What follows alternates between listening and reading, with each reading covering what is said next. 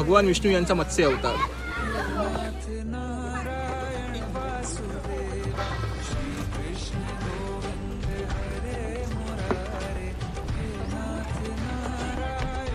हे आहेत कोई मासे,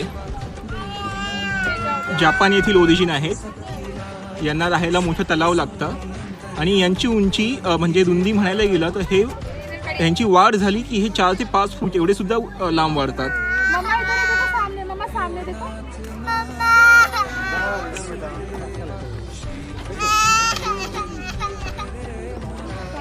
मासे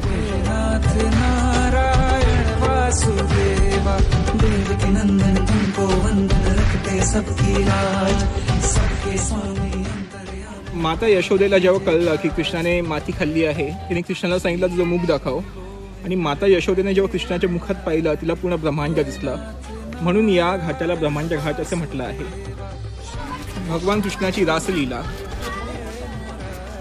भगवान कृष्ण आपल्या मित्र आणि सवंगड्यांसोबत जेव्हा यमुनेकाठी रासलीला करायचे त्याचं चित्र इथे रेखाटलं आहे। तुम्हाला तर माहीतच असेल की भगवान कृष्ण हे वाढले होते एका गवळ्याच्या घरामध्ये। तर त्यांचं रोजचं काम असायचं की आपल्या पशूंना, गायींना चरायला घेऊन जाणे। बालपणामध्ये भगवान बलराम आणि कृष्णा दोघे आपल्या सवंगड्यांसोबत गायींना चारा चरण्यासाठी घेऊन जायचे, त्याचं चित्र इथे आहे।